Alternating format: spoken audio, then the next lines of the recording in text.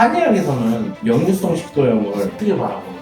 용어들이 되게 많아요. 한의학 서적에도 조잡증, 내핵기 이런 식으로 표현되어 있거든요. 그러면 그게 수면에도 영향을 미치고 수면이 안 좋아지니까 만성 피로가 생기고 좀 쉽게 표현하면 사람이 지쳐가는 거죠. 위장관이 망가지니까.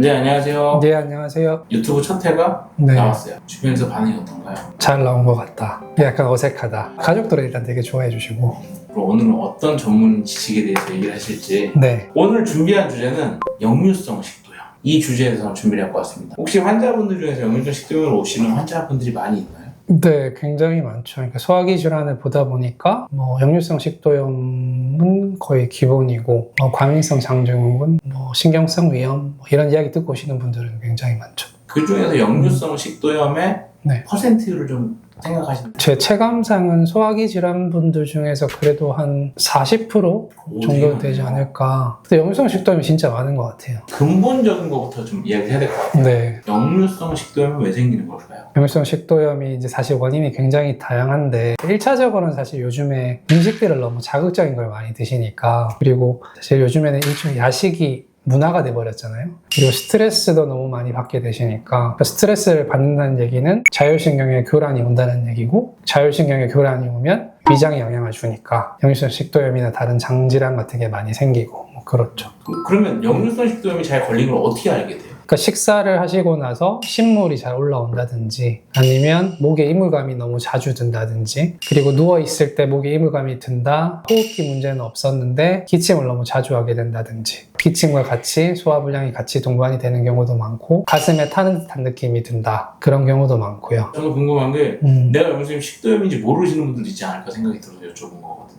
네, 그런 분들도 꽤 되실 거예요. 가볍게 넘기는 분들도 많고, 증상이 계속 반복이 되면 검사를 해보시지만 아닌 분들도 꽤 많으니까 모르고 계신 분들도 많겠죠. 저는 사실 저희 부모님한테 그 얘기 제일 많이 들었던 것 같아요. 밥 먹고 소파에 바로 먹지 누우면 마라. 역류성 식도염 걸린다. 네. 이런 얘기를 하는데 그것도 맞는 건가요? 네, 상당히 큰 요인이죠. 그러니까 구조적으로 그럴 수밖에 없는 게, 이제 눕게 되면 아무래도 위산이 잘 역류할 수밖에 없는 구조니까, 과식을 한 상태에서 바로 눕게 되면은 더 악화가 될 수 있는 거죠. 한의학에서는 역류성 식도염을 어떻게 바라보는지. 용어들이 되게 많아요. 한의학 서적에도 조잡증, 내핵기 이런 식으로 표현되어 있거든요. 근데 그게 요즘 말로 풀면은 역류성 후두염, 역류성 식도염 다 이런 거예요. 원인이 굉장히 많은데, 그 한의학적인 표현으로는 식적, 담음, 간기울결 이런 식으로 표현이 되거든요. 간기울결이라고 하는 거는 쉽게 표현하면 스트레스를 받았더니 소화가 잘 되지 않는다, 이런 거거든요. 비위, 허약 이런 식으로 표현하는 것들은, 저희가 선천적으로 위장 기능이 약하신 분들이 계시잖아요. 그럼 그런 분들은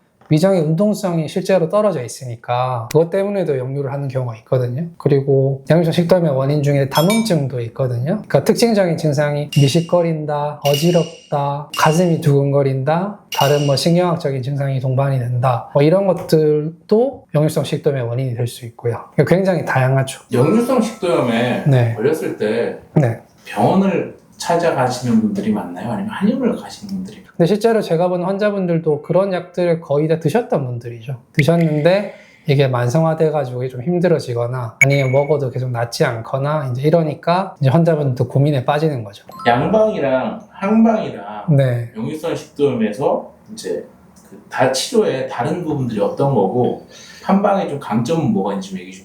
한방 치료는 조금 더 몸 전체의 컨디셔닝을 통해서 위장 질환을 해결한다라는 개념인 거고, 양방은 직접적으로 위장관에 생긴 염증을 1차적으로 제거를 한다, 이 개념인 거거든요. 그러니까 양방에서 많이 쓰는 약제가 환자분들도 많이 아실 텐데 PPI라고, 그러니까 위산 분비 억제제거든요. 비유를 하자면은 위산이 역류를 하는 거는 수도꼭지가 약간 느슨해져가지고 물이 새는 개념이란 말이죠. 근데 양방의 PPI는 느슨해진 수도꼭지는 그대로 두고 밑에 물이 새니까 센 물을 닦아주는 개념인 거죠. 근데 이제 근본적인 치료가 되려면은 느슨해진 수도꼭지를 고쳐야 되잖아요. 그렇게 되려면은 몸 전체의 컨디션이 좋아져야 되는 거거든요. 그게 국소기관이라고 하더라도 몸 전체에 영향을 받기 때문에, 그렇기 때문에 자율신경을 살피는 거고, 역류성 식도염으로 온다 하더라도 식도염만 보는 게 아니라 소변은 어떠시냐, 대변은 어떠시냐, 잠은 잘 주무시냐, 이런 것들이 실제로 자율신경 지표니까, 그런 걸 체크를 하게 되면 이 사람 장부 기능 중에 어디가 잘못됐네, 그래서 그게 이렇게 영향을 줄 수 있다,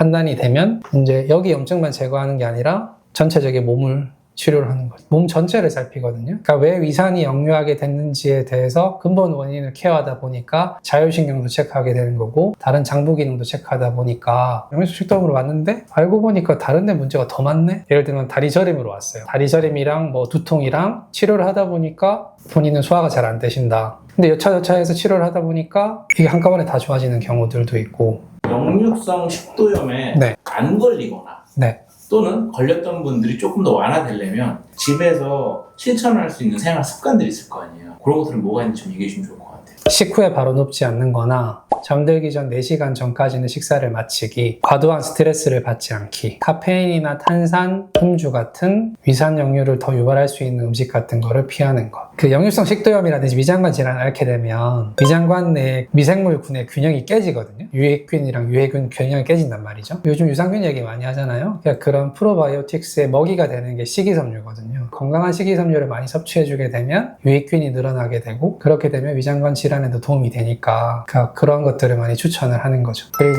정제 탄수화물보다는 복합 탄수화물을 드시는 게 위장관 질환에 좋은 거고. 약이나 이런 치료를 통해서 계속 벽돌을 쌓아주고 있는데 술이나 담배, 안 좋은 음식 계속 먹으면서 벽돌 계속 부시는 거잖아요.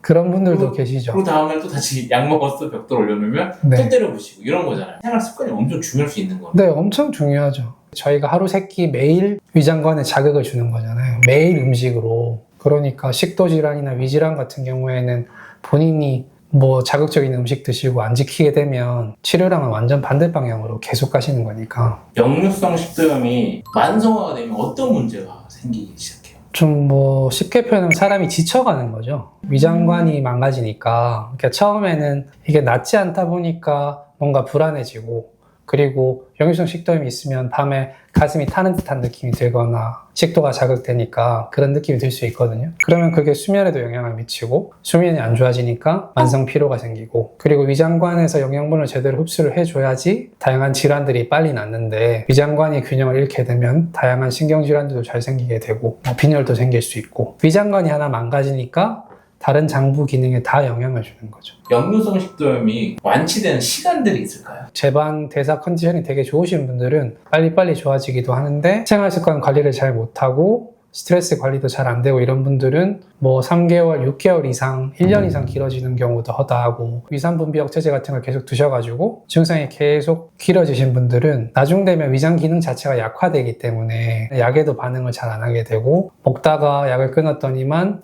위산이 더 많이 역류를 한다. 이렇게 되면 수도꼭지가 너무 느슨해져 버린 거기 때문에 그거를 고쳐야 되는 거죠. 혹시 원장님 병원에서 완치된 환자들이 있나요? 역류성 식도염 걸린 후에? 네, 있죠. 재발하는 확률도 많이 있나요? 저희는 위산만 케어하는 게 아니고 염증만 케어하는 게 아니고 몸 재반 컨디셔닝을 좋게 만드는 거잖아요. 그러면 예전이랑 다르게 똑같은 자극이 왔을 때도 몸이 그렇게 반응하지 않는 거죠.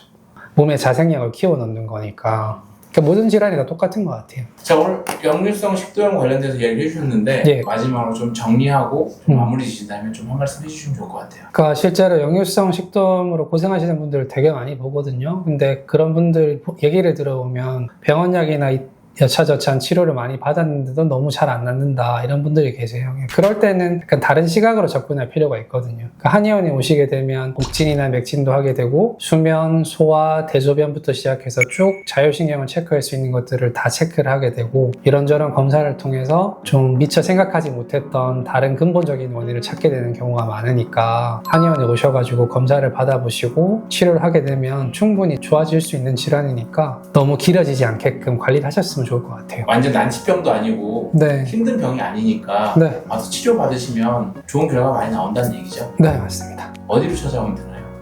서초 바른 한의원이요? 네. 남부터미널 몇 번 출구죠? 6번 출구입니다. 저도 헷갈리네요. 알겠습니다. 네. 오늘 촬영 감사합니다. 예, 감사합니다.